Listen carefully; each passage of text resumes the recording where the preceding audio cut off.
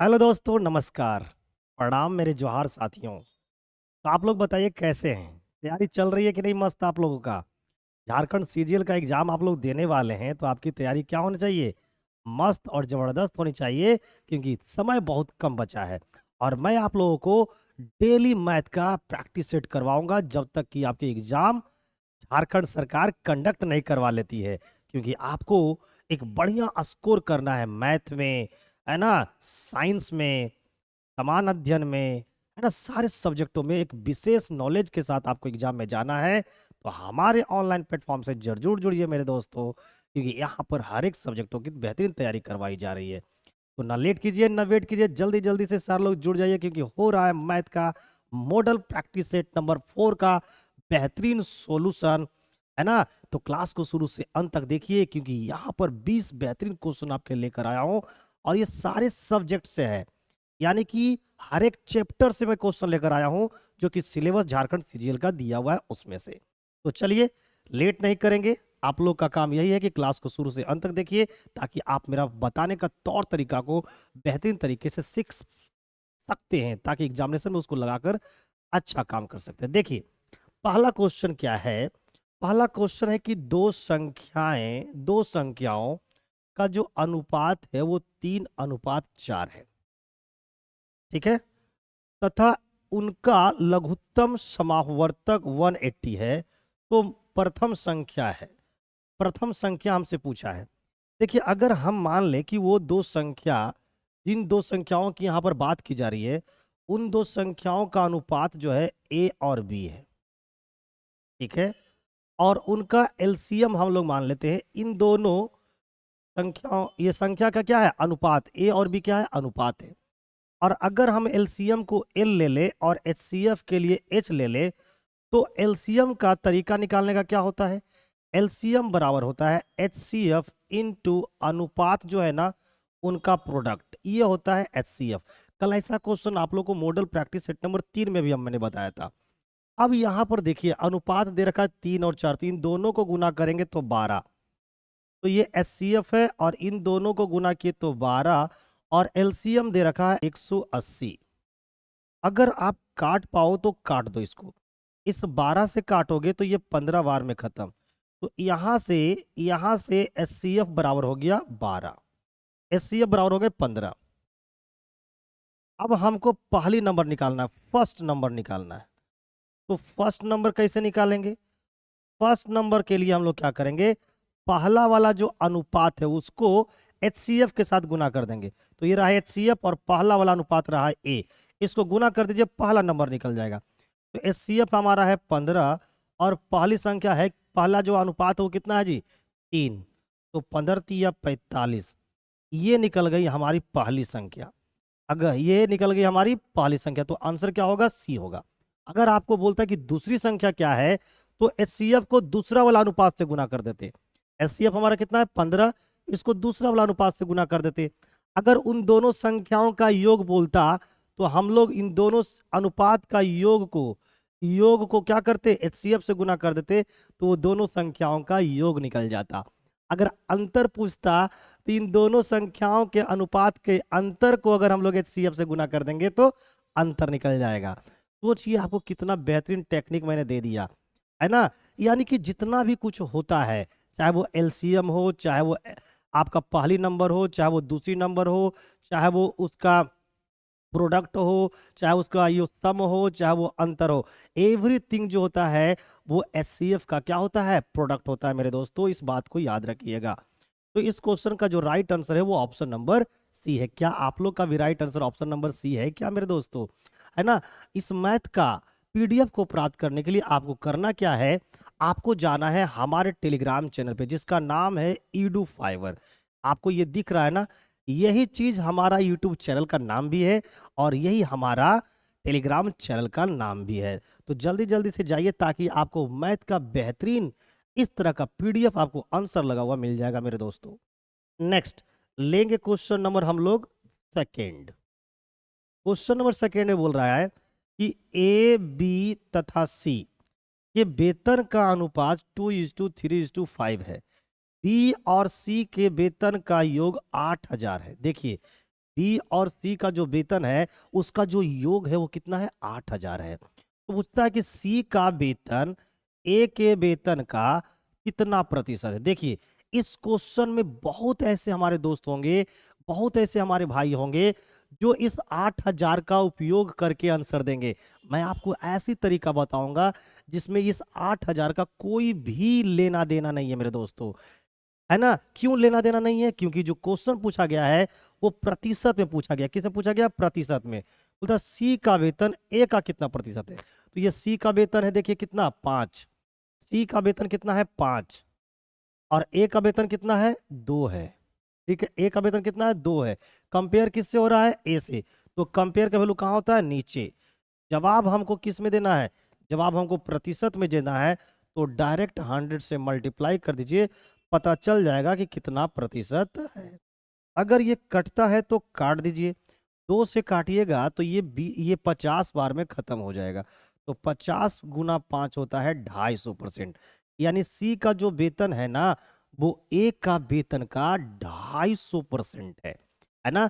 बहुत लोग इस 8,000 का यूज करके बनाएंगे, हालांकि उनका भी आंसर सही होगा।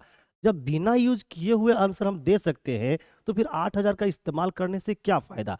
हम लोग यहाँ पर एकेडमिक की पढ़ाई नहीं कर रहे हैं, हम लोग यहाँ कंपटीशन की पढ़ाई कर रहे हैं। तो कंपटीशन वाले जो स्टूडेंट होते हैं ना वो कम समय में क्वेश्चन को बनाने की टेक्निक को सोचते हैं। तो कम समय में क्वेश्चन को बनाने का टेक्निक यही है। नेक्स्ट लेता हूं अगला क्वेश्चन, क्वेश्चन नंबर 3।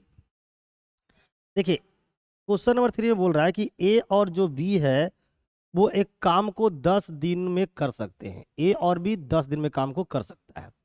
बी और सी उसे 15 दिन में, देखिए बी और सी कितने दिनों में, 15 दिनों में, तथा सी और ए इसे 20 दिनों में कर सकते हैं। सबका टाइम दे दिया है। तो हमसे पूछा है कि सी अकेले उस काम को कितने दिनों में करेगा। आइए इसको बनाते हैं। देखिए ये ए है और ये बी है। ए और बी जब करता है काम तो कितना दिन लगाता है भाई, तो ए और बी जब करता है काम तो लगाता है 10 दिन। ठीक है, ठीक उसी प्रकार से बी और सी जब करता है काम तो ये लगाता है आपको 15 दिन। और जब सी और ए काम करता है तो ये लगाता है 20 दिन। तो सबसे पहले काम निकालिए। काम निकालने के लिए क्या करना है, टाइम का एलसीएम लेना है। तो 10, 15 और 20 का जब एलसीएम लीजिएगा तो आएगा 60।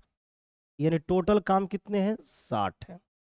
इस 60 काम को जब ए और बी करता है तो 10 दिन में करता है। इसका मतलब डेली 6 काम करता होगा। ये 15 दिन में करता है यानी कि डेली 4 काम करता होगा। ये 20 दिन में करता है, इसका मतलब डेली 3 काम करता होगा। तो मेरे प्यारे मित्र टोटल कितने काम है, 60 काम है।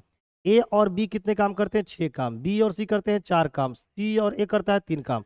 तो मेरे भाई 6, 4, 10, 3, 13, ये 13 वर्क पर डे किसका एफिशिएंसी निकल जाएगा, 2 इंटू ए प्लस बी प्लस सी का, है ना। 2 इंटू ए प्लस बी का जो टोटल इफिशियंसी होगा वो 13 वर्क पर डे होगा। तो हम यहाँ से निकाल लेंगे ए बी और सी का इफिशियंसी। तो कितना हो जाएगा, 13 का आधा यानी कि 6.5। ठीक है ना, 6.5 वर्क पर डे। मुझे काम करवाना है सी से, तो हमें पता करना पड़ेगा कि सी एक दिन में कितना काम करता है। तो सी एक दिन में कैसे करेगा, कैसे निकाल पाएंगे। तो अगर हम ए और बी का एक दिन का काम इसमें से घटा देंगे तो सी का निकल जाएगा। ए और बी जो है एक दिन में कितना काम करता है, 6। तो भाई यहाँ से 6 घटा दीजिए तो सी का निकल जाएगा। तो 6.5 में से 6 घटा दीजिए तो सी का निकल जाएगा। तो सी डेली क्या काम करता है, 0.5 वर्क पर डे करता है। अब हमें सी से करवाना है टोटल काम। तो टोटल काम अगर सी करेगा तो कितना समय लगेगा, टोटल काम है कितना, 60। इस 60 काम को सी से करवाना है। तो भाई सी से करवाना है, सी डेली करता है 0.5 काम, तो 60 काम को कितने दिनों में करेगा, है ना। इसको डिवाइड कीजिएगा तो आ जाएगा 120 दिन। तो इस प्रकार से आपका राइट आंसर निकल कर आ जाएगा कितना, 120 दिन। तो इस क्वेश्चन को इस प्रकार से आप आंसर दे सकते हैं। आप लोग कमेंट करके जरूर मुझे बताइएगा कि आप लोग हमसे सीख पा रहे हैं कि नहीं, है ना। जरूर कमेंट कीजिएगा मेरे दोस्तों, आप लोग को बेहतरीन कॉन्सेप्ट सिखाया जा रहा है कि नहीं। यहाँ पर देखिए 6 काम जो है ना वो ए का नहीं है, ए प्लस बी का है। ये 4 काम बी का नहीं है, बी प्लस सी का है। ये 3 काम सी का नहीं है, सी प्लस ए का है। तो अगर इधर से जोड़ोगे तो 6 4 10 3 13 वर्ग पर डे आ गया। लेकिन ये किसका 13 वर्ग पर डे किसका आएगा? तो देखो तीन सबको जोड़िएगा, इन सबको जोड़िएगा तो 2 गो ए 2 गो बी 2 गो सी मिलेगा। तो 2 कॉमन ले लेंगे तो ए बी सी मिलेंगे। तो भाई ए बी सी जो है वो दोनों मिल ए बी सी जो मिलकर करेगा तो 6.5 काम डेली करेंगे। लेकिन हमें काम करवाना है सी से, तो क्या करेंगे, इस ए बी सी में से ए और बी का जो है एक दिन का काम हटा दीजिएगा तो सी का निकल जाएगा। तो ए और बी का एक दिन का काम कितना है? 6 6 इसमें से हटा दिए तो सी का निकल गया। यानी सी डेली आधा काम करता है। तो आधा काम डेली करेगा तो 60 काम करने में कितना दिन लगेगा? 120 दिन लगेंगे। तो आंसर क्या हो जाएंगे आपका? Option number B. उम्मीद करता हूं कि आप बहुत ही बेहतरीन तरीके से इस चीज को सीख गए होंगे। और अगर आपके एग्जाम में ऐसा क्वेश्चन देखने को मिलेगा तो आप एकदम खत्म करके आइएगा, एकदम पूरी रूप से अच्छा तरीका से बना के आइएगा। और हाँ, जैसे ही पेपर आप लोग को होगी ना, हमें जरूर भेजिएगा। देखिए क्या है, यदि 782 को 3 भागों में 1/2:1/2/3:3/4 के अनुपात में विभाजित किया जाता है तो प्रथम भाग क्या है? देखिए बहुत ही बेहतरीन क्वेश्चन है। सबसे पहले ये जो अनुपात दिया हुआ है ना फ्रैक्शन में, ये जो अनुपात आपको फ्रैक्शन में दिया हुआ है, इसको आप लोग को सिंपल रेशियो में चेंज कर लेना है।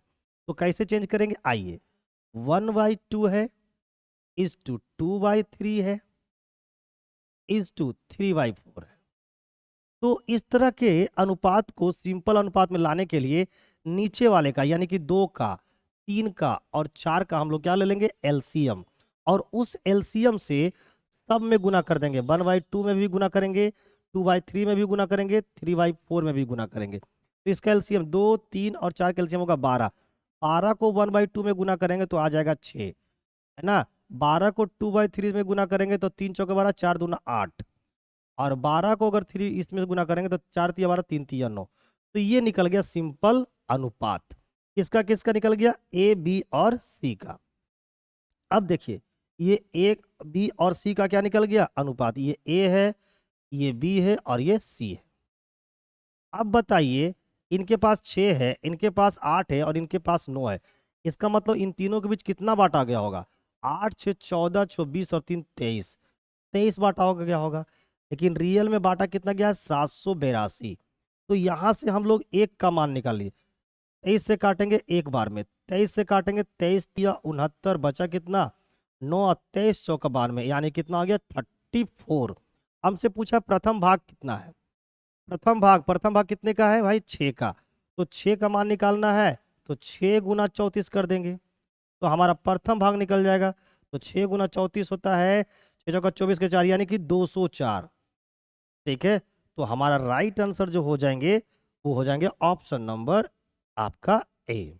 तो प्रथम भाग को हमने मान लिया ए है, दूसरा भाग बी है और तीसरा भाग सी है ना। ए बी सी दिया हुआ नहीं था, मान लो पहला भाग कौन है? ए, दूसरा भाग कौन है? बी, तीसरा भाग कौन है? सी। तो इस प्रकार राइट आंसर जो हो जाएंगे वो आपका 204 हो जाएगा। नेक्स्ट लेंगे अगला क्वेश्चन, क्वेश्चन नंबर लेंगे 5। देखिए, दो समरूप त्रिभुजों के क्षेत्रफलों का अनुपात 16:25 है। दो समरूप त्रिभुज है। समरूप का मतलब क्या होता है? एक जैसा त्रिभुज है। तो त्रिभुजों के परिमाप का अनुपात क्या होगा? एक बात आप लोग जान लीजिए, मान लिया जाए एक त्रिभुज ये है, ठीक है ना, ये ए है, बी है और ये सी है। और ये एक त्रिभुज ये है, ये पी है, ये क्यू है और ये आर है। अगर मान लिया जाए इस त्रिभुज का हर एक साइड सेम है, हर एक साइड का रेशियो, इसका ए बी और इसका पी क्यू, इसका बी सी और इसका क्यू आर, इसका ए सी और इसका पी आर का अगर अनुपात बराबर है तो आपको ये समझना है कि ये दोनों ट्रायंगल क्या है? सिमिलर ट्रायंगल है। तो सिमिलर ट्रायंगल में क्या होता है कि जो एरिया का अनुपात है ना, मान लिया जाए इसका एरिया का अनुपात, एरिया ऑफ ट्रायंगल एबीसी और area of triangle P Q R, इसका जो अनुपात होगा वो इसके साइड के रेशियो के स्क्वायर के बराबर होगा। साइड के रेशियो के अनुपात। अगर इसका पेरीमीटर को हम लोग P1 नाम दे दे और इसका पेरीमीटर का P2 है, तो भाई इनके पेरीमीटर के, ये पेरीमीटर P1 हो गया इसका वाला और ये पेरीमीटर हो गया इसका वाला, इनके अनुपात के स्क्वायर होता है एरिया का अनुपात। तो अगर हम लोग को पेरीमीटर का अनुपात निकालना है तो P1 अपन P2 निकालना है मेरे दोस्त, तो क्या हो जाएगा, ये अंडर रूट हो जाएगा एरिया का अनुपात। तो यहां पर हो जाएगा एरिया ऑफ ट्रायंगल ABC और बट्टे में हो जाएगा एरिया ऑफ ट्रायंगल PQR। अब पुट कर दीजिए आंसर। ABC का एरिया कितना मान लिए 16 है और इसका कितना है 25 है ना। अनुपात निकालो इसका, तो ये हो जाएगा 4 चौके 16 और ये 4 पचे 20। ये निकल के आ गया इनके पेरीमीटर का अनुपात। तो पेरीमीटर का जो अनुपात हो जाएगा वो 4:5 हो जाएगा, ऑप्शन नंबर बी।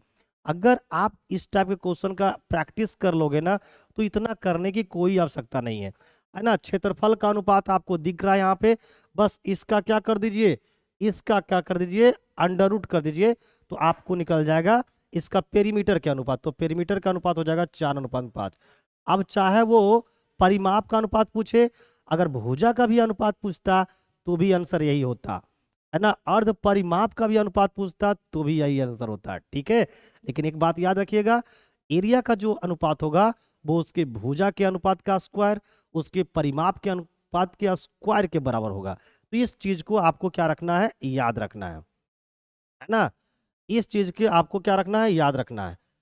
ये चीज यहां पर आप ये भी लिख सकते हो AB और इधर लिख सकते हैं PQ। इसका भी स्क्वायर करोगे तो एरिया का अनुपात निकल जाएगा। उसी तरीका से किसी भी साइड का स्क्वायर का अनुपात कर लोगे तो आपको एरिया का अनुपात निकल जाएगा। तो इस क्वेश्चन का right answer option number B. Question number हम लोग लेंगे आपको 6। 18 लड़कियां एक काम को 12 दिन में पूरा कर सकती है। देखिए जी, 18 लड़कियां हैं और वो एक काम को करती है जाके तो 12 दिन में पूरा कर देती है। तो मान लिया जाए कि एक लड़कियां जो है वो एक दिन में जी काम करती है। एक लड़कियां एक दिन में जी काम करती है, तो 18 लड़कियां एक दिन में कितना काम करेगी, तो 18 जी काम करेगी। तो भाई 12 दिन में कितना करेगी, तो 12 से गुना कर दीजिए, यानी 18 लड़कियां 12 दिन में इतना काम करेगी। Okay my dear. और 12 लड़के उसी काम को 9 दिन में करते हैं। मान लिया जाए एक लड़का एक दिन में बी काम करता है, तो भाई 12 लड़के एक दिन में कितना करेंगे, 12 भी काम। तो भाई 9 दिन में कितना काम करेंगे, तो इतना काम करेंगे।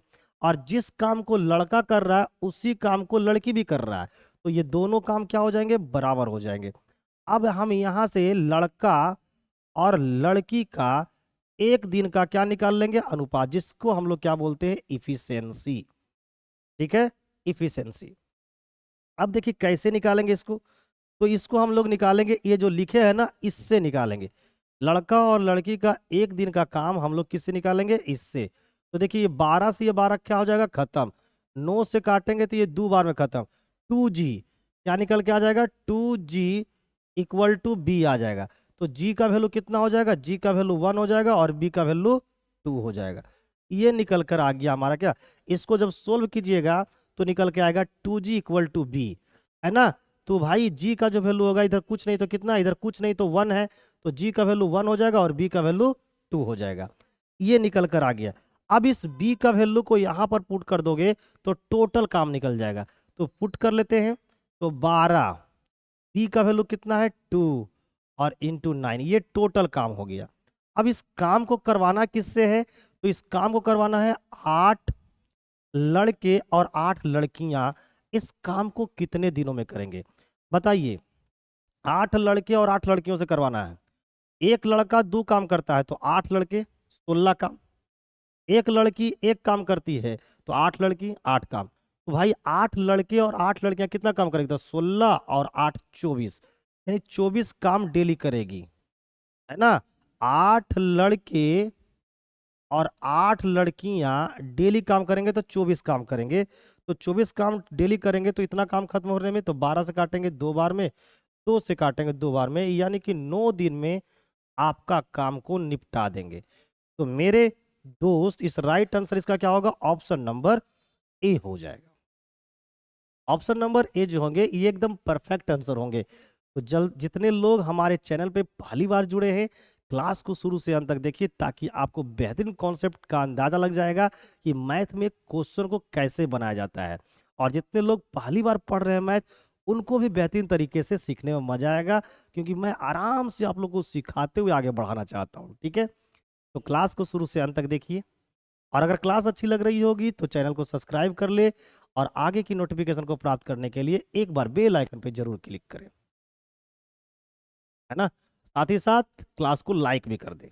नेक्स्ट क्वेश्चन नंबर 7, किसी वर्ग की भुजा को 15% बढ़ाया जाए तो उसके क्षेत्रफल में वृद्धि क्या होगी। देखिए, क्षेत्रफल बताओ, वर्ग है, ये कोई वर्ग है, देखिएगा यहाँ पर ये कोई वर्ग है, वर्ग की भुजा क्या है ए, तो वर्ग की भुजा अगर ए है तो वर्ग का क्षेत्रफल क्या होता है, वर्ग का क्षेत्रफल होता है भुजा का स्क्वायर, और भुजा के स्क्वायर को हम लोग लिख सकते हैं ए इंटू ए, और ए इंटू ए जहां पर दिख गया इसका मतलब ये क्या है, सक्सेसिव है। जहां पर इस सब दिख जाए ना समझ जाओ ये सक्सेसिव है। तो बस कुछ नहीं, कितने बार दिख रहे हैं, 2 बार। तो भाई आपको क्या करना है, इस 15% को 2 बार लिख देना है। तो ये 15% और ये 15% लिख देना है, और इनका निकाल देना है क्या हम लोग को, सक्सेसिव। तो सक्सेसिव निकालने के लिए क्या बताए थे, देखिए तो इन दोनों 15-15 है ना, तो दोनों को जोड़ो कितना हो जाएगा 30, प्लस इस 15 का क्या कर दो स्क्वायर और डिवाइड कर दो 100 से, तो आपका टोटल इंक्रीमेंट निकल कर आ जाएगा। तो ये हो जाएगा 30, और ये 15-15 है 225, 225 को 100 से डिवाइड करोगे तो 2.25 आ जाएंगे।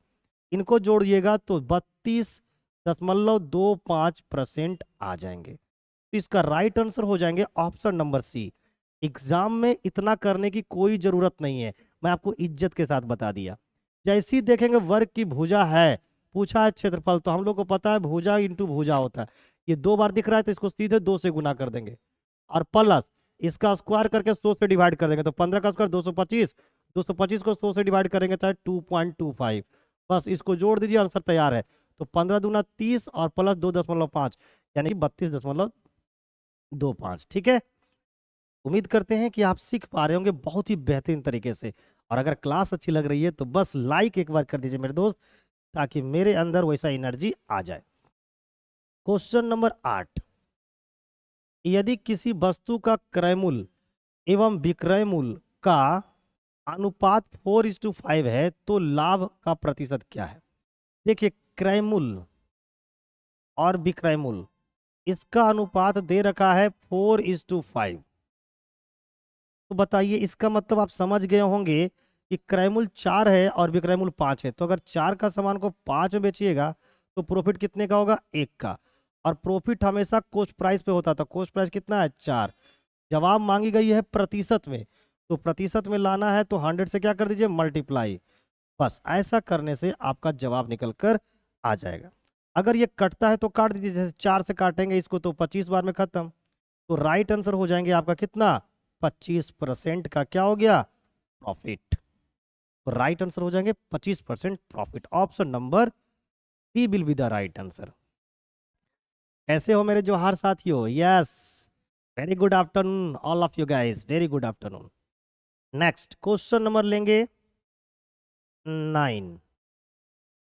ये देखिए क्वेश्चन नंबर 9 क्या है, एक व्यक्ति अपनी घड़ी को 1140 रुपया में बेचता है तो उसे 5% की हानि होती है। देखिए इस क्वेश्चन को कैसे बनाना है, देखिए ये मान लीजिए कोई घड़ी है, और इस घड़ी को क्या किए हैं, जब हम 1140 रुपया में बेचते हैं तो हमें क्या होती है, 5% की हानि होती है। एकदम क्लियर क्वेश्चन में दे रखा है, वह उस घड़ी को किस मूल्य में बेचे कि उसे 5% लाभ हो सके। देखिए कहा गया क्वेश्चन में कि हम इस घड़ी को किस मूल्य पर बेचेंगे कि हमको 5% लाभ प्राप्त करना है। तो घड़ी तो वही है, लेकिन इस घड़ी को हम चाहते हैं कि भाई कितने में बेचेंगे कि हमको 5% का लाभ होगा, कितने में बेचेंगे, यानी यहाँ का सेलिंग प्राइस क्या करना है, निकालना है। तो देखिए कैसे निकालेंगे, 5% लॉस है ना, 5% लॉस में बेचे थे, तो भाई 5% लॉस में बेचोगे तो कितने में बेचोगे? 95% पे। क्योंकि हमेशा याद रखिएगा, कोस्ट प्राइस जो होती है वो हमेशा कितनी होती है? 100%। तो कोस्ट प्राइस थी 100, 5% का लॉस हुआ, यानी बेचोगे कितने में? 95 में। कोस्ट प्राइस है 100, 5% का लाभ कमाना चाहते हो तो बेचोगे कितने में? 105% पे। तो यहाँ का सेलिंग प्राइस परसेंटेज में ये रहा, यहाँ का सेलिंग प्राइस परसेंटेज में ये रहा, दोनों का क्या निकाल लीजिए? अनुपात। तो काट दीजिए, परसेंट से ये परसेंट खत्म हो गया, 5 से काटिएगा 21 बार में, ठीक है। 5 से काटिएगा तो कितना आ जाएगा? 21 बार में। और इसको 5 से काटिएगा तो 19 बार में। अब 19 का वैल्यू दे रखा है कितना? 1140। तो एक का वैल्यू कितना होगा? एक का वैल्यू हो जाएगा 60। तो भाई उसी तरीका से 21 का वैल्यू कितना होगा? तो 21 गुना 60 कर दीजिए। तो 21 गुना 6 कितना होता है? 126। यानी कि तब आपको बेचना पड़ेगा 1260 में। ये ऑप्शन नंबर बी जो है एकदम परफेक्ट आंसर है। देखिए यहाँ पर सेलिंग प्राइस कितना है? 19, लेकिन दे रखा है कितना? 1140। 19 का वैल्यू 1140 है, तो एक का वैल्यू निकाल लो। 1140 को 19 से डिवाइड करोगे, एक का मान निकल जाएगा। 19 से काटेंगे 6 बार में, तो एक का मान कितना निकल के आ गया? 60। अब एक का मान 60 है तो 21 का मान कितना होगा? 21 गुना 60 यानी कि 1260। ठीक है, तो इस प्रकार के क्वेश्चन को आप इस प्रकार से बना सकते हैं। क्वेश्चन नंबर 10, यदि कोई धनराशि चक्रवृद्धि ब्याज से 2 साल में स्वयं की 2.25 गुना हो जाती है। देखिए 2 साल में पैसा जो है वो खुद का 2.25 गुना हो जाती है, तो ब्याज की प्रतिशत वार्षिक दर है। तो ये कुछ नहीं करना है, ये देखिए, ये हमारा प्रिंसिपल है और ये हमारा अमाउंट है। अगर मेरा पैसा अगर 1 रुपया है तो वो 2 सालों में हो गया है 2.25। देखिए टाइमिंग कितना है? टाइमिंग है 2 साल, टाइमिंग है 2 साल। इससे ये पता चल जाती है कि हमारा प्रिंसिपल और हमारा जो अमाउंट है वो किसी न किसी रेशियो का क्या हुआ होगा? स्क्वायर हुआ होगा। अगर टाइमिंग 3 साल होता तो हमारा प्रिंसिपल और अमाउंट का जो रेशियो का अमाउंट, जो प्रिंसिपल और अमाउंट जो होती वो किसी न किसी रेशियो का क्यूब होता। तो आपको ये देखना पड़ेगा कि ये प्रिंसिपल और ये जो अमाउंट है वो किस रेशियो का स्क्वायर है। ठीक है, तो इसको करने के लिए क्या करना है? इसको हटाइए, ये कितना हो जाएगा? 100। अब हम लोग इन दोनों का क्या निकाल लेते हैं? अनुपात। तो इन दोनों का अनुपात निकालेगा तो ये 100 हो जाएगी और ये हो जाएगी 225। तो ये पता चल गया कि हमारी ये जो प्रिंसिपल है और हमारी जो ये अमाउंट है वो 10 और 15 का स्क्वायर है। 10 और 15 का क्या है? स्क्वायर है। इसका मतलब ये हो गया कि हमारा जो पैसा है वो 1 साल में 10 से क्या होती है? 15। तो 1 साल में कितना बढ़ गई? 5 बढ़ गई। कहाँ से? 10 से। तो भाई परसेंट में कितना बढ़ेगी? यही परसेंट आपको बता देगी रेट ऑफ इंटरेस्ट। बस ये सब कॉन्सेप्ट को सीख लीजिए। 5 से काटिएगा 2 बार में, 2 से काटिएगा 50 बार में, यानी रेट ऑफ इंटरेस्ट जो थी वो आपकी 50% थी। यानी right answer option number B है। ठीक है, तो जब भी ऐसा क्वेश्चन मिले पहले आपको चेक करना है कि वो हमारा जो पैसा है वो किस रेशियो का स्क्वायर है। क्लियर है मेरे दोस्तों? अगर टाइमिंग 2 साल रहेगा तो ये चेक करना है कि किसका स्क्वायर है। टाइमिंग अगर 3 साल रहेगा तो चेक करना है किसका क्यूब है।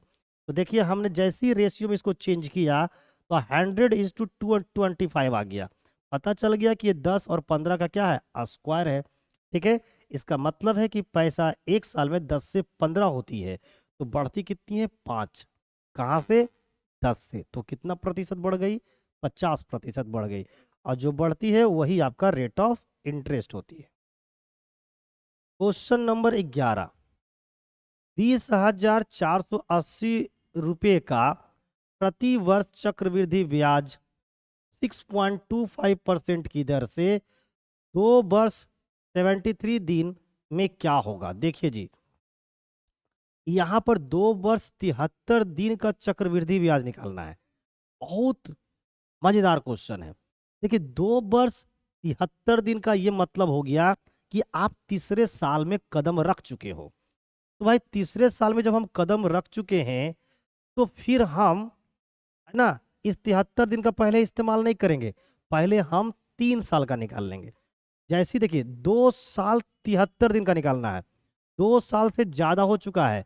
जैसे ही 2 साल से ज्यादा हो चुका है तो सबसे पहले हम 2 साल का नहीं, हम 3 साल का कंपाउंड इंटरेस्ट निकालेंगे। पहले सीखते रहो। तो देखिए कैसे निकालेंगे वो आपको मैं बताता हूँ। 6 होल 1/4%, ये देखिए इसका मतलब होता है 1/16। 1 बटा कितना होता है? 16 होता है। 1 बटा कितना होता है? 16।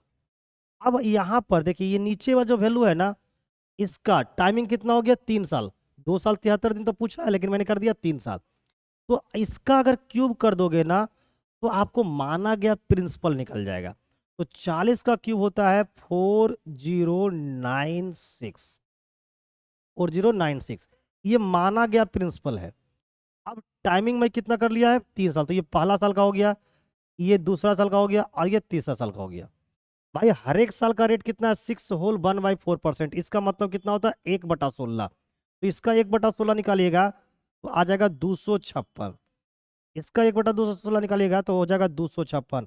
यहाँ भी कितना हो जाएगा? 256। अब जब दूसरा साल का इंटरेस्ट दीजिएगा तो इसका भी 1/16 निकालना पड़ेगा। इसका 1 बटा हो जाएगा 16। जब तीसरा साल का इंटरेस्ट देने जाइएगा तो इसका भी 1/16 लेके चलना पड़ेगा, है ना। इसका भी 1/16 लेके जाना पड़ेगा, यानी 1 आएगा। इसका भी 1/16 लेके चलना पड़ेगा, यानी कि 16 आएगा। तो इस प्रकार से ये पहला साल का इंटरेस्ट है, ये दूसरा साल का इंटरेस्ट है, और ये तीसरा साल का इंटरेस्ट है। हमारा टाइमिंग था कितना? हमारा टाइमिंग है 2 साल 73 दिन। तो 2 साल का तो एकदम परफेक्ट इंटरेस्ट चाहिए, लेकिन तीसरे साल में मुझे पूरा कंप्लीट ईयर का नहीं चाहिए, मात्र हमको 73 दिन का ब्याज चाहिए। तो अब क्या करेंगे हम? तीसरा साल का जो ये ब्याज है, पूरे ब्याज को जोड़ लेंगे और हम 73 दिन का ब्याज निकालेंगे। तो 256 में 16 जोड़ेंगे, 16 16 32। तो 32 यानी 82 6 88 और 1 89। टोटल ब्याज जो तीसरा साल का होता है वो 289 होता है ना। टोटल ब्याज जो है वो तीसरे साल का जो पूरा ब्याज है वो 289 है। और तीसरे साल में दिन कितने होते हैं? 365 दिन होते हैं। लेकिन हमको 365 दिन का तो ब्याज नहीं चाहिए, हमको 73 दिन का ब्याज चाहिए। 73 दिन का ब्याज चाहिए। तो 73 दिन चाहिए, यानी कि क्या कर देना हमको? 1/5 कर देना है। तो इसको गुना कर दीजिए 1/5 से, तो 73 दिन का ब्याज निकल जाएगा। तो निकल के आ जाएगा कितने? 5×5 = 25। 5×5 हो गए आपका 25, बचा कितना? 3, 5×7 = 35 और 5×8 = 40। ये निकल के आ गया 73 दिन का ब्याज। अब ये देखिए 2 साल का ब्याज ये है और 73 दिन का ब्याज ये है, दोनों को जोड़ दीजिए तो 273 दिन का ब्याज निकल जाएगा। तो 256 256 512 और 16 528। इसमें 528 जोड़ दीजिए, ठीक है। तो देखिए ये 8 हो गया, 8 और 7 15 के 5 हो गए, हाथ में कितने हो गए? 1। 5 2 7 और 1 8 हो गया, और 5 1 5 हो गया। ये हमारा टोटल जो है 2 साल 73 दिन का ब्याज है। कब? जब हमारा प्रिंसिपल 4096 है। लेकिन हमारा प्रिंसिपल कितना है? 20480। तो मेरे दोस्त देखो तो ये 20480 जो कितने का वैल्यू है? 4096 का वैल्यू है। तो 4096 का वैल्यू अगर 20480 है तो एक का वैल्यू कितना होगा? 4096 से इसको डिवाइड करो तो निकल जाएगा। 4096 से जब इसको डिवाइड करोगे तो एक का मान निकल कर आ जाएगा 5। अगर एक का मान 5 है तो भाई फिर क्या करना है हमको? अब तो कुछ नहीं करना है। एक का मान 5 है तो इतने का मान कितना होगा? तो इतने गुना 5 हो जाएगा। तो 8 5 40 के 0 और 5 5 25 और 4 29 के 9। 9 इसमें इकाई अंक नहीं है, 9 इसका इकाई अंक नहीं है, 9 इसका इकाई अंक नहीं है, 9 इसका इकाई अंक है। यानी option number C will be the right answer. तो आपको पूरी बढ़िया से बेहतरीन तरीके से कॉन्सेप्ट मैंने सिखा दिया। आपको माइंड में एक बात चल रहा होगा कि सर जब प्रिंसिपल इतना दिया हुआ था तो आप फिर प्रिंसिपल इस तरह से क्यों निकाले? तो इस तरह से इसलिए निकाल लिए ना क्योंकि जो रेट ऑफ इंटरेस्ट है ना वो जरा कॉम्प्लिकेटेड है ना। अगर यहाँ पर 10% होता तो हम कुछ नहीं करते, इसी प्रिंसिपल का यूज करके इस क्वेश्चन का आंसर हम निकाल दिए होते। लेकिन यहाँ पर प्रिंसिपल जरा सा क्या है? अटपटांग है ना। तो हम लोग ये काम कर लिए। हालांकि यहां से भी कर लोगे आपका आंसर आ जाएगा, कोई दिक्कत कोई परेशानी नहीं है। नेक्स्ट आगे चलते हैं। क्वेश्चन नंबर लेंगे हम लोग 12। पानी को किस अनुपात में दूध में मिलाया जाए? देखिए कहता कि पानी को किस अनुपात में दूध में मिलाया जाए। मिलाने का काम किस में हो रहा है? दूध में। किसको मिलाया जा रहा है? पानी को, जिससे कि क्रयमूल्य का 16.2/3% लाभ हो। अब देखो भाई, ये दूध है, ये दूध है मान लो, और इसमें पानी मिलाओगे, तो जितना तुम पानी मिलाओगे उतने का लाभ हो गया, उतने का लाभ हो गया। अब ये बताओ मेरे दोस्त, 16.2/3% है, 16.2/3%। इसको भिन्न में लिखोगे तो लिखोगे 1/6। अब बताओ ये 1/6 में ये हमारा क्या है? लाभ है, और ये हमारा क्या है? पोस्ट प्राइस है कि नहीं? आप लोग सभी लोग जानते हो। अब देखो ये दूध था और इसमें मिलाया क्या? पानी। तो जितना तुम पानी मिलाओ सब क्या होगा? लाभ होगा। तो लाभ जो है वो पानी को बताएगा, यानी ये चीज किसको बताएगा? पानी को। और ये पानी किस में मिलाया गया? दूध में। तो जो दूध बताएगा वो कौन बताएगा? आपका सीपी, ये हमारा मिल्क हो गया। तो हमसे पूछा गया है, आपसे पूछा गया है वाटर और मिल्क का रेशियो। तो वाटर कितने हैं? 1, और मिल्क कितने हैं? 6। ये आपका राइट आंसर हो जाएगा। तो इस प्रकार के क्वेश्चन को इस प्रकार आप बना सकते। ये बेहतरीन तरीका में से आपको मैंने एक सिखा दिया। किताबों में अनेक प्रकार के तरीके दिए जाएंगे आपको। क्वेश्चन नंबर लेंगे हम लोग 13। एक आयत की लंबाई 20% बढ़ा दी जाए तथा उसकी चौड़ाई 10% घटा दी जाए तो क्षेत्रफल पर क्या प्रभाव पड़ेगा? देखिए आयत की लंबाई है, इसको मान लीजिए x, ये आयत की चौड़ाई है, इसको मान लीजिए y। अब आप बताइए आयत का क्षेत्रफल क्या होगा? तो क्षेत्रफल हो जाएगा x इंटू वाई। अब देखिए जैसी इसका रिजल्ट देख लिए किससे आ रहा है? मल्टीप्लाई से, यानी गुना करने से। यानी यहां पर हम लोग लगा सकते हैं क्या? सक्सेसिव। ठीक है। अब सक्सेसिव में है ना, कितना कितना दिया है? एक का वैल्यू दिया हुआ है 10% और दूसरे का दिया हुआ है 20%। तो सक्सेसिव निकालने के लिए क्या कर रहे हैं? इनको इनको एक बार जोड़ दीजिए, तो जोड़िएगा तो कितना हो जाएगा? 30। ठीक है ना। अब इन दोनों को गुना कीजिए तो कितना हो जाएगा? 200। 20 गुना 10 200, और 200 को 100 से डिवाइड कर दो तो आ जाएगा 2। तो भाई 30 और 2 कितने हो जाएंगे? 32%। यानी कि क्षेत्रफल जो है ना, अरे अच्छा घटा दिया जाए, यहाँ पर क्या है? माइनस में घटा दिया जाए। ओहो, घटा दिया जाए है ना मेरे दोस्त। तो ये देखिए 20% था, ये हमारा है प्लस में, और ये हमारा है माइनस में। भाई इन दोनों को एक बार घटाओ, तो 20 में से 10 गया 10 प्लस। अब देखिए 20 को 10 से गुना कर दीजिए, इसको डिवाइड कीजिए 100 से। अब प्लस को माइनस से गुना करो तो क्या आएगा? माइनस। तो ये 10 हो गया माइनस, ये जीरो से ये जीरो, ये जीरो से ये जीरो, भाई ये कितने आ गए? 2। तो 10 में से 2 गया, यानी कि 8%। यानी क्षेत्रफल में 8% की क्या हो जाएगी? वृद्धि। यानी answer number B will be the right answer. तो इस तरीके से आप इस्तेमाल करके बना सकते हैं, इसका राइट आंसर आसानी से पहुंच सकते। क्वेश्चन नंबर हम लोग लेंगे 14। यदि दो गोलों के पृष्ठ क्षेत्रफल का अनुपात 4:25 हो तो उनके आयतनों का अनुपात क्या होगा? देखिए दो गोला है, ये पहला वाला गोला है और ये दूसरे वाले गोले हैं। इनके जो पृष्ठ क्षेत्रफल है, यानी कि टोटल सरफेस एरिया, इसका अनुपात दिया हुआ है 4:20। अब आराम से आप समझिएगा कि ये जो गोला है, गोले का टोटल सरफेस एरिया क्या होता है? तो गोले का टोटल सरफेस एरिया होता है 4πr²। अच्छा अब ये बताइए रिजल्ट रिजल्ट किस में देना है? अनुपात में। तो जब कभी भी रिजल्ट अनुपात में देना हो तो कांस्टेंट वैल्यू का कोई इस्तेमाल नहीं करते हैं। तो कांस्टेंट वैल्यू कौन है यहाँ पर? 4π। यानी कि 4π का यहाँ कोई रोल नहीं है। यहाँ पर रोल किसकी है? आर का स्क्वायर का। इसका मतलब ये जो निकाला गया वैल्यू है, ये जो 4 देख रहे हैं और जो 25 देख रहे हैं वो क्या है, रेडियस का स्क्वायर। अगर रेडियस का स्क्वायर ये 4 है तो रेडियस कितना होगा इसका, ये भाई 2 होगा, और ये कितना होगा, 5 हो गया। तो ये रेडियस का क्या निकल गया, अनुपात निकल गया। अब हमको निकालना है आयतन का अनुपात। तो आयतन होती है 4/3 पाई आर क्यू। अब बताओ रिजल्ट किस में देनी है, अनुपात में। तो 4 पाई का कोई रोल नहीं होगा, 4/3 पाई का कोई रोल नहीं होगा, सिर्फ रेडियस का क्यूब कर देंगे। तो रेडियस ये है, इसका क्यूब कर दीजिए, ये रेडियस है, इसका क्यूब कर दीजिए, तो ये निकल जाएगा इसकी आयतन का अनुपात। तो आयतन हो जाएंगे 2 का क्यूब 8 और 5 का क्यूब 125। तो ये निकल गए उनके आयतन का अनुपात। इतने बेहतरीन बेहतरीन अगर टेक्निक सीखना है तो आप हमारे साथ डेली जुड़ सकते हैं दोपहर के 1:30 बजे, जिसमें आपको मैं झारखंड सीजीएल का एकदम मैथ को पूरी रूप से खत्म करने वाला हूं।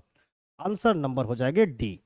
अगर हमारी क्लास अच्छी लग रही होगी तो एक बार क्लास को जरूर से जरूर लाइक करें मेरे दोस्तों, और क्लास को शुरू से अंत तक देखने की पूरी कोशिश करिए, ताकि आप हर एक बेहतरीन कॉन्सेप्ट को आसानी से समझ और सीख पाइए।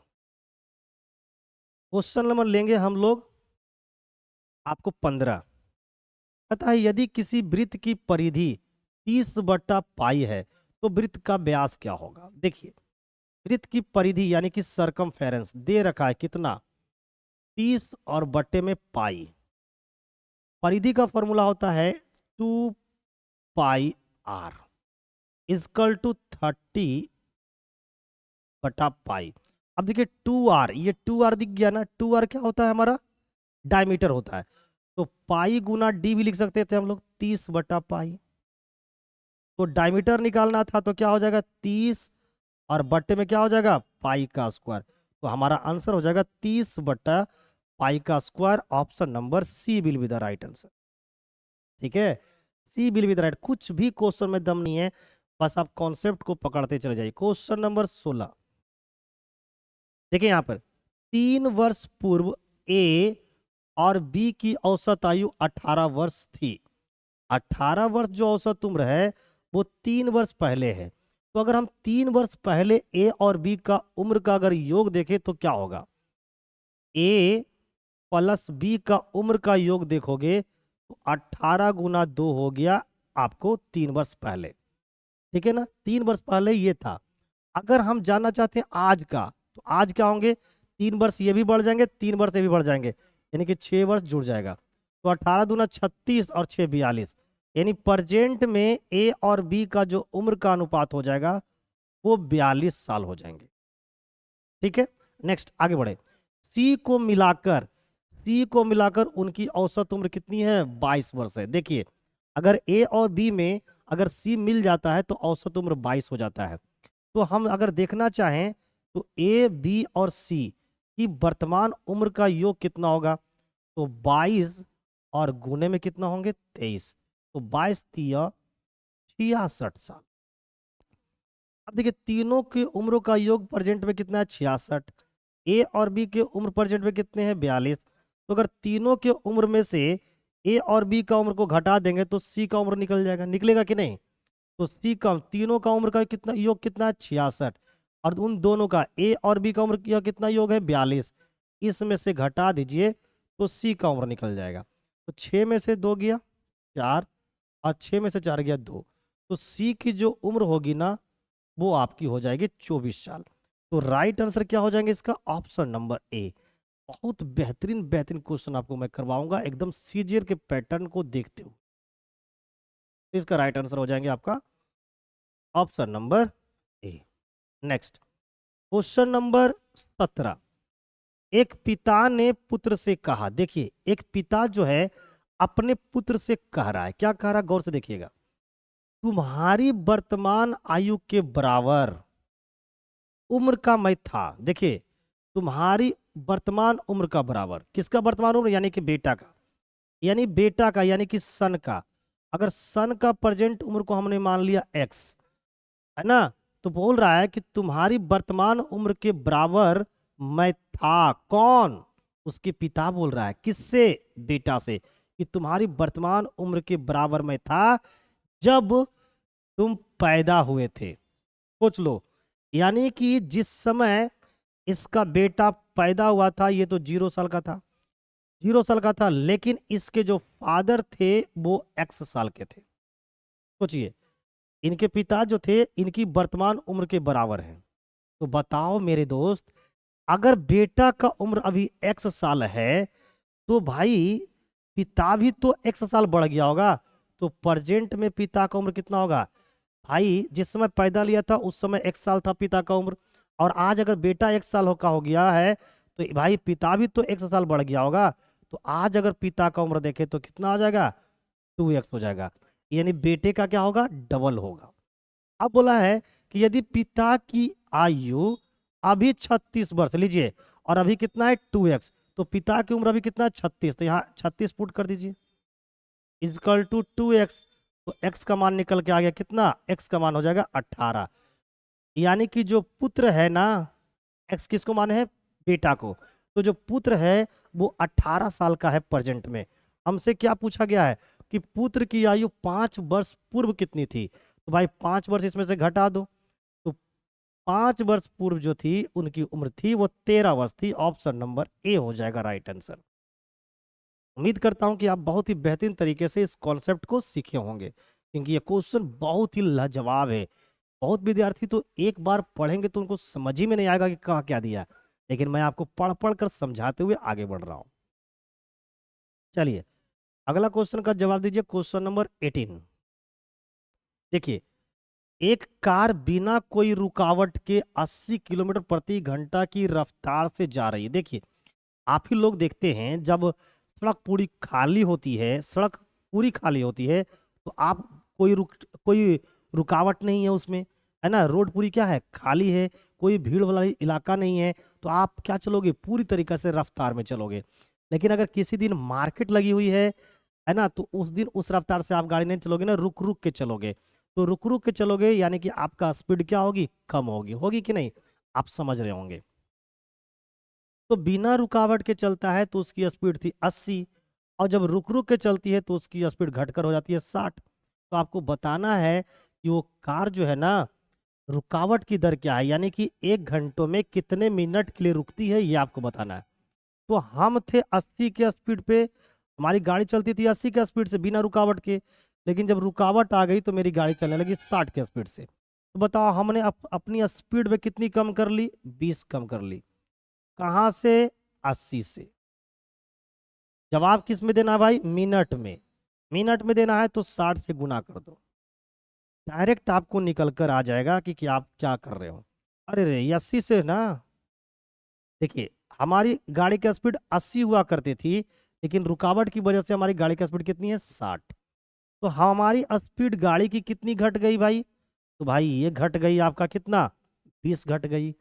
कहाँ से घट गई? 80 से घट गई, इसलिए 80 नीचे आया। जवाब देना है मिनट में, इसलिए 60 से गुना कर दिया। अब देखिए 20 चौके 80 होते हैं, 4 से काटिएगा, ये 15 बार में खत्म। यानी हम 15 मिनट के लिए रुकते हैं। कब? हर एक घंटे में। हमारी गाड़ी हर एक घंटे में देखा जाए तो 15 मिनट के लिए क्या हो रही है? रुक रही है। यही वजह है कि हमारी गाड़ी की स्पीड रुकावट की वजह से 80 से क्या पहुंच गई है? 60 पहुंच गई है। ठीक है। Question number 19। एक व्यवसाय को 25,000 रुपया की पूंजी से आरंभ करता है। ये जो है एक व्यवसाय को 25,000 की पूंजी से क्या करता है? आरंभ करता है। आराम से सुनिए, ये ए है, और ये जो है वो क्या किया? 25,000 रुपया लगाकर एक बिजनेस को क्या कर दिया? शुरू कर दिया। Okay my dear. 4 महीने बाद उस व्यवसाय में 20,000 रुपया की पूंजी लगाकर बी क्या हो जाता है? शामिल हो जाता है। बी शामिल तो हुआ, लेकिन 4 महीने बाद शामिल हुआ, और पूंजी के रूप में लाया कितना भाई? 20,000 रुपया। ठीक है। वर्ष के अंत में लाभ का अनुपात पूछा है। वर्ष के अंत में पूछा है, यानी बिजनेस कितना चल रहा है? 12 महीना। तो बिजनेस अगर 12 महीना चल रहा है और ये 4 महीना बाद जुड़वे किया, तो इसका जो पूंजी है 20,000, वो बिजनेस में कितना महीना रहा? 8 महीना रहा। तो उनको 8 महीने का ना लाभ ही मिलेगा। जबकि इनका पूंजी रहा 12 महीना, इनको 12 महीने का लाभ मिलेगा। बस इसको निकाल देना है अनुपात, आपका लाभ का अनुपात निकल जाएगा। तो ये देखिए, ये 3 जीरो से ये 3 जीरो खत्म, 5 से काटेंगे 5 बार में, 5 से काटेंगे 4 बार में, 4 से काटेंगे 3 बार में, ये 5 या 15 अनुपात कितने हो जाएंगे 8, और ये जो निकल के आएगा वो आपका लाभ का अनुपात निकल कर आएगा। ठीक है, तो इसका राइट आंसर हो जाएंगे 15:8। तो मेरे दोस्त जरूर से जरूर आप लोग बताइए कि आप लोगों को क्लास कैसी लग रही है, क्या आप लोग चाहते हैं कि इस तरह का सेशन कंटिन्यू कर दी जाए जब तक कि आपके झारखंड सीजीएल का एग्जाम ना हो। अगर चाहते हैं तो कमेंट बॉक्स में रिप्लाई जरूर कीजिएगा। चलिए, आज का ये मॉडल सेट प्रैक्टिस नंबर जो 4 है उसका लास्ट क्वेश्चन है। देखिए लास्ट क्वेश्चन में क्या बोला गया है कि 120 मीटर लंबी एक रेलगाड़ी 120 मीटर लंबी एक रेलगाड़ी 180 किलोमीटर प्रति घंटे की चाल से चल रही है। भाई किस स्पीड से चल रही है? 180 किलोमीटर प्रति घंटे की चाल से चल रही है। 230 मीटर लंबे प्लेटफॉर्म को पार करने में कितना समय लगेगा? पार किसको करना है? प्लेटफॉर्म को। प्लेटफॉर्म की लेंथ है, पता चला यस। पार कौन कर रहा है जी? रेलगाड़ी। रेलगाड़ी में लंबाई होती है, पता चला यस। तो पार करते समय उस रेलगाड़ी को कितना चलना पड़ेगा? तो 230 प्लस 120 यानी कि 2 एक 350 350 मीटर चलना पड़ेगा जब रेलगाड़ी प्लेटफॉर्म को पार करेगी। ठीक है, अब बताओ किस स्पीड से चल रहा है भाई? 180 किलोमीटर प्रति घंटा से। तो ये दूरी है और स्पीड है दे रखा 180। दूरी है मीटर में और स्पीड है किलोमीटर प्रति घंटा में, तो इसको मीटर पर सेकंड में चेंज कर दो। अब ये देखो कटेगा तो काट दो, 18 से ये खत्म, 0 से ये 0 खत्म, 5 से काटे ये 7 बार में, यानी कि जो टाइम लगेगा पार करने में वो मात्र 7 सेकंड लगेगा। तो इस प्रकार जो राइट आंसर हो जाएंगे वो 7 सेकंड हो जाएंगे। मेरे प्यारे मित्र जरूर से जरूर आप लोग कमेंट करके बताइए कि आज की जो सेशन है, जो मैथ मॉडल प्रैक्टिस सेट 4 चल रही है, ये सेशन आप लोगों को कैसा लगा? क्या आप लोग को सीखने का मौका मिल रहा है? क्या आप सीख रहे हैं? लग रहा है कि ऐसा कर लेंगे अगर हम, तो हमारे झारखंड सीजे का एग्जाम एकदम पूरी रूप से बढ़िया से लिख के लाएंगे, बढ़िया दे पाएंगे। तो आज की सेशन कैसी लगी जल्दी जल्दी से आप लोग कमेंट करके बताइए मेरे प्यारे मित्र। ठीक है, और अगर हमारे चैनल पे पहली बार विजिट किए हैं तो सबसे पहले आपका काम है क्या? क्लास को शुरू से अंत तक देखिए। क्लास अच्छी लग रही है तो सबसे पहले चैनल को क्या कर लीजिए? सब्सक्राइब कर लीजिए, है ना? है ना मेरे दोस्तों? चैनल को सब्सक्राइब कर लीजिए, और आप लोगों को क्लास के बारे में बताना है, कमेंट करके बताना है। क्लास अच्छी लग रही है तो साथ ही साथ में लाइक कर दीजिए, और आगे का नोटिफिकेशन को प्राप्त करने के लिए बेल आइकन पर जरूर क्लिक करें मेरे दोस्तों। Thank you, bye bye. मिलेंगे मॉडल सेट प्रैक्टिस नंबर 5 को लेकर कल।